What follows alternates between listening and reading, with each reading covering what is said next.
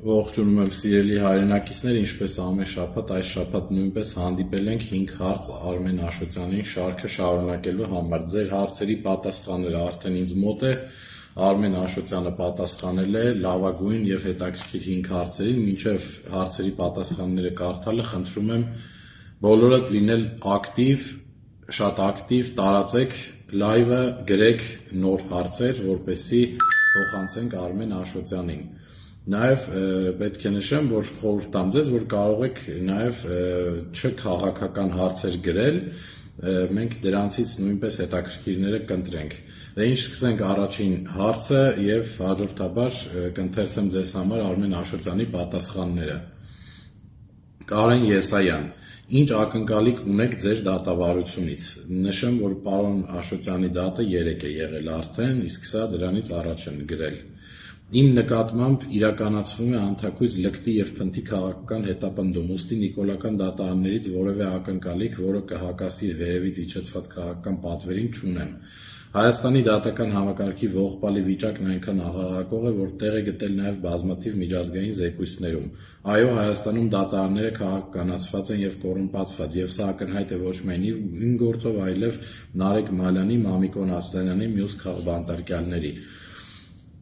Ինչպես նաև երրորդ, երկրորդ նախագահների նկատմամբ աղմկահարույց քրեական գործերի այլ բազում օրինակներով, թե ոնց է աշխատում իրավապահ համակարգը Հայաստանում, մի ցույց դրվեց նաև ադրբեջանական դիվերսանտի օրինակով։ Ընդամենը մի քանի օրվա տարբերությամբ նրան մեղադրեցին քրեական օրենսգրքի մի շարք լրջագույն հոդվածներով, հետո մեղադրանքները հօդս ցրնդեցին, իսկ նա ազատ արձակվեց բարի կամքով։ Այստեղից երկու հիմնական եզրահանգում. առաջին, Հայաստանի իշխանությունները բարի կամքով կարող են միացնել կամ անջատել ցանկացած մարդու նկատմամբ ցանկացած քրեական գործ, եւ երկու, ներկայիս Հայաստանում ադրբեջանցի դիվերսանտ լինելն ավելի ողջունելի եւ ապահով, քան հայ ընդդիմադիր։ Երկրորդ հարց Մարատ Գևորգյան. Պարոն Աշոտյան, արտաքին քաղաքականություն վարելիս ՌԴ-ն մեզ կարող է նորից վստահելի դաշնակից լինել, թե նոր դաշնակիցների կարիք միևնույն է կա։ Պատասխան. Հայաստանի նման երկրների դեպքում արտաքին քաղաքականությունը պետք է նախ եւ առաջ ծառայի երկրի անվտանգության ամրապնդմանը, անգամ Նիկոլի ձախողված դիվանագիտությունը այս թեզի ապացույցն է, իհարկե հակառակ նշանով, վատ արտաքին քաղաքականությունը բերել է անվտանգային միջավայրի կտրուկ վատթարացմանը։ Պետք է նաեւ ազնվորեն գիտակցել, որ ցանկացած դաշնակցային հարաբերություններ նման են հաշվարկով ամուսնությանը, որտեղ սերը պարտադիր չէ, բայց փոխադարձ հարգանք եւ վստահությունը պարտադիր։ Միջպետական հարաբերությունների դիապազոնը շատ լայն է եւ անշուշտ շատ դաշնակիցներ ունենալը առավելություն է ցանկացած երկրի համար։ Հայաստանի արտաքին իրավիճակը այնպիսին է ցավոք, որ մեծ ընտրություն չի տալիս իրավական դաշնակիցներ որոնելու։ Ուստի հայ-ռուսական դաշնակցային հարաբերությունները պետք է վերականգնել, միաժամանակ շահերի համընդհանուր հիման վրա հարաբերություններ կառուցել տարածաշրջանային եւ գլոբալ այլ դերակատարների հետ։ Պետք է նաեւ գիտակցել, որ այսօր Նիկոլը այնքան է մսխել հայաստանի քաղաքական կապիտալը, որ մեր արժեքը գեոպոլիտիկ բորսայում բարձր չէ, ավաղ։ Եվ վերջում քաղաքական գործչի սիրտը պիտի գլխում լինի, ուստի ֆրանսիական կրուասանների, ավստրիական հոթդոգերի եւ իտալական կապուչինոների համին չնայած եւ այդ հույսով ապրողներին ստիպված եմ նախազգուշացնել, որ այս տեմպերով այդ ամենի փոխարեն մեզ սպասում են թուրքական քյաբաբներ, ցոներ եւ քյաբաբներ։ Երրորդ հարց Նարինե Եսայան.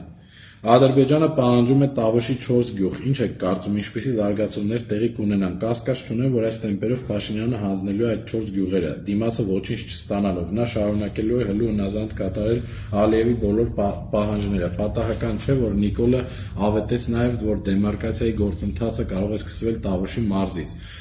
Դե հայ-ադրբեջանական սահմանի միակ հատվածն է դա, որը անփոփոխ է մնացել 18-ից հետո, որտեղ նախկինների օրոք ստեղծված պաշտպանական գծերը կան, ամուր են, համեմատաբար ապահովված են եւ նորմալ կառավարված։ Մնացած սահմանային հատվածների անմխիթար վիճակի մասին չխոսեմ։ Եվ ահա Տավուշում միացված հատվածում Ալիևը պահանջում է սահման փոխել, բնականաբար բարելավելով սեփական դիրքերը եւ նոր հիմնարար խնդիրներ ստեղծելով Հայաստանի համար։ Չէ՞ որ հայկական կողմից ավելի տրամաբանական կլիներ հնչեցնել այլ հատվածներում սահմանների դելիմիտացիայի առաջնայինությունը, օրինակ Սյունիք, Վայոց ձոր, Գեղարքունիք, այնտեղ որտեղ Ադրբեջանը ներխուժել է Հայաստանի ինքնիշխան տարածք։ Այնինչ Նիկոլը համաձայնում է քանդել Հայաստանի դիրքերը Տավուշում նոր ստրատեգիական մարտահրավերներ բերելով մեր գլխին։ Ուր է շտապում, ինչու համայնքում, չէ որ ըստ իրեն արևմուտքը արդեն պատրաստում է մեզ պաշտպանել, չէ որ ԵՄ մոնիթորինգային առաքելությունը ըստ իրեն ապահովում է մեր սահմանների անձեռնմխելիությունը։ Իրականում Նիկոլը դարձել է գեոպոլիտիկ խաղամոլ, որը պատրաստ է համառորեն մնալ այդ կազինոյում եւ Հայաստանի վերջին անդրավարտիքը դնել որպես դրույթ խաղատունը լքելու եւ գոնե եղած այս փուլում պահպանելու փոխարեն։ Գարիկ Մարդանյան մեզ գրում է Փարիզից. Արմեն ջան, իմացիր, մենք քո կողքին ենք, երբ ենք շարժվելու, երբ ենք ինչ-որ բան անելու, մենք երկիր ենք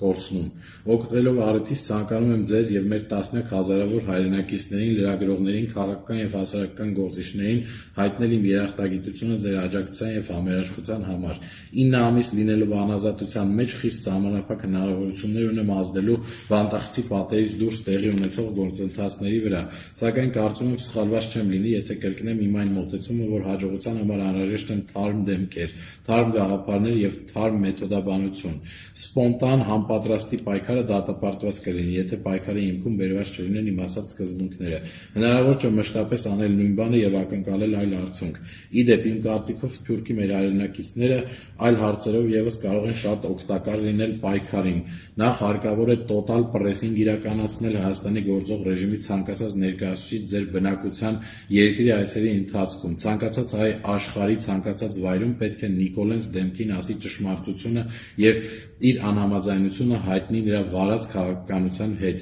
Եվ երկրորդը մոտենում են ընտրությունները թե ԱՄՆ-ում, թե ԵՄ-ում եւ ստեղծվում են լայն հնարավորություն ազգի ընտրողների համար բարձրաձայնել մեր շահերի մասին հստակ շեշտելով, որ Փաշինյանը չի ներկայացնում հայ ժողովրդի իրական կարծիքը։ Եվ սիրելի հայրենակիցներ, հետևորդներ,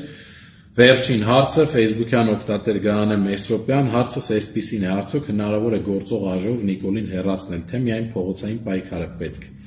Եվ Արմեն Աշոտյանի պատասխանը. Քանի որ այս փուլում տեսանելի է, որ դրսի ուժերը շահագրգիռ չեն Հայաստանում իշխանափոխության հարցում եւ յուրաքանչյուրը իր շահերից ելնելով գերադասում է աշխատել նրա հետ, Հայաստանում իշխանափոխությունը պետք է իրականացվի սահմանադրական մեխանիզմների ֆորմալ պահպանմամբ։ Ուստի գործող ԱԺ-ն իր լիազորությունների շրջանակներում իր ֆունկցիան պետք է իրականացնի, սակայն ակնհայտ է, որ սա տեղի չի ունենա առանց ժողովրդական ճնշման։ Ժողովուրդը, որպես Հայաստանում իշխանության միակ աղբյուր, ունի այդ իրավունքը, փողոցային պայքարը այլընտրանք չունի, իսկ ԱԺ-ն պետք է դառնա ժողովրդի ձեռքերում արդարության սուրը Փաշինյանին իշխանությունից հեռացնելու գործում։ Նորից կրկնեմ, որ Հայաստանի նոր իշխանությունները լինեն նաև լեգալ, որպեսզի մաքսիմալ դիմացկուն լինել դրսի ճնշումների ներքո։ Հարգանքով Արմեն Աշոտյան, ՀՀԿ փոխնախագահ, Նուբարաշեն ՔԿՀ 17/03/2024 թվական։ Սիրելի հայրենակիցներ, ընկերներ, այսքանն էին